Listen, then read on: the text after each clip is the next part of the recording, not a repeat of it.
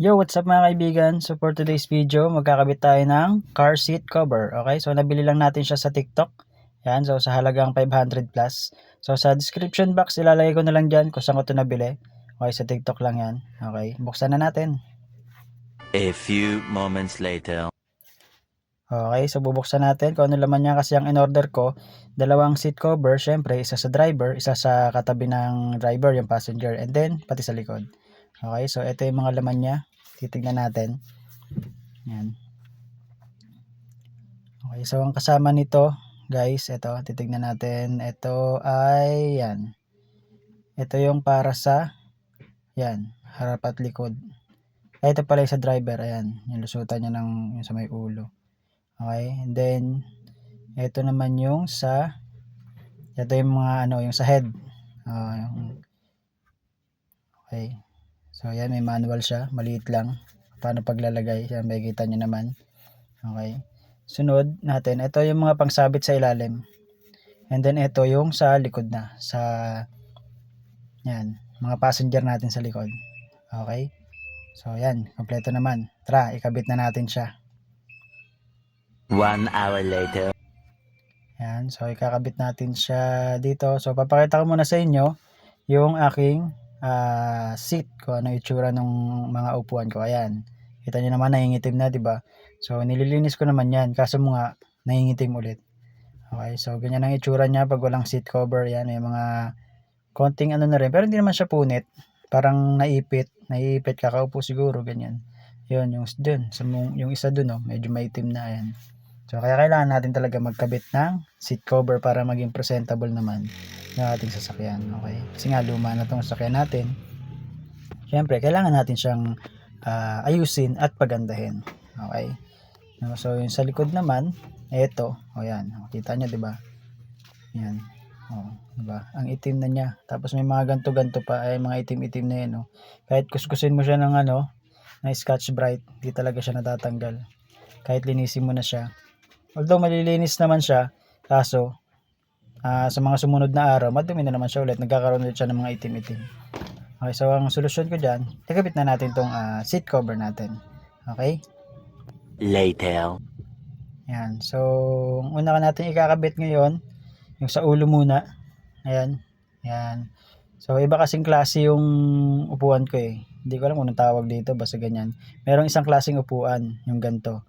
Yan. So, siguro mas okay sa kanya kung ganyan yung ilalagay. So, sa akin, ganito lang ginawa ko. Sinuot ko lang din siya. O, yan. Medyo mahatak talaga siya. Pero, fit pa rin naman siya. Kahit ganyan yung niya. Ayan o. So, ipitin nyo lang. And then, yung sa may pinakailalim niya, yung mga pangsabit kanina na pinakita ko. So, isasabit nyo lang siya. May mga goma naman yan. May mga garter siya sa mga paligid. Para ma-fit siya sa may likodan. Okay. So, yan. Isasabit nyo lang sa mga likod-likod. Yan. Para mahatak yung mismong seat cover. Okay, so sa mga hindi pa po nakapag-subscribe, subscribe na po kayo. Okay, so nagpo-post po ako ng mga video tungkol sa mga printing and then syempre kung paano ko inaayos tong aking Kia Pride CD5 1996 model. Okay. So ito yung first problem na nakita ko. So ito yung goma niya. So hindi ko alam kung saan siya padadaanin. So kailangan talagang baklasin. Itong nasa gilid na to. Ayan, hindi siya kasya dito. Okay. So babaklasin natin to. Yan. So, ilang tornilyo lang naman yan. Isa, dalawa. Okay. Pati ito, hugutin nyo siya para may pasok yung yan, yung seat cover na yan. Para may pasok nyo siya. Okay. Para malagyan natin itong pangsabit na to. Okay. So, tanggalin muna natin tong pula na to. A few moments later. Yan. So, naikabit ko na siya guys. So, ang naman, hindi lang siya masyado mahatak. Okay. Pero fit pa rin naman siya. Ayan, medyo kulubot lang ng konti. Maayos nyo naman yan, kakahatak-hatak ng Yan. So, yan. Ginamitan ko nito ng mga pansabit sa ilalim. Hindi ko na maipakita yung ilalim guys kasi medyo hindi na maganda yung ilalim. Okay. So, yan na lang. Okay naman siya. Yan. So, kailangan nyo lang siya ng screw. Then, balik nyo lang din agad. Okay. So, ito na yung pinaka-itsura niya. Yan. So, nakapagkabit na tayo ng isa. So, yung dito naman guys, kitang-kita naman yung yan, yung mga tahi niya. So, pwede nyo naman i-fold papaloob para hindi makita yung mga tahi. Yan. Ganyan nyo lang siya. Yan.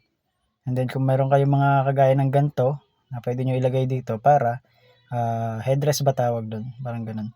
Yan. So para maano siya, matakpan yung mga tahi na yan. Okay. So sa likod naman, ito lang naging problema again. Hindi siya maano, ayun, hindi siya abot sa baba. Hindi siya cover yung pinakailalim niya. Okay. Kasi ibang klase kasi yung upuan ko, hindi ko alam ng tawag diyan eh. Sa medyo mahaba, may ano siya, may nakalaylay pa na ewan yan. Kaya hindi talaga maharangan yung likod niya. Hindi maabot. Okay. Yan lang naman yung mga nakita kong problem nung ginamit ko yung seat cover. Okay. So gawin na natin lahat. Okay, so tapusin na natin yung lahat, kabit na natin yan. 6 hours later. So ito guys, kompleto na ito yung nasa likod. So hindi ko lang siya mapantay-pantay. Yung sa taas niya guys, may sobra pa tayong 1, 2, 3. Yan. So may 3 na dapat dito siya sa taas. Yung ibang upuan kasi ganito.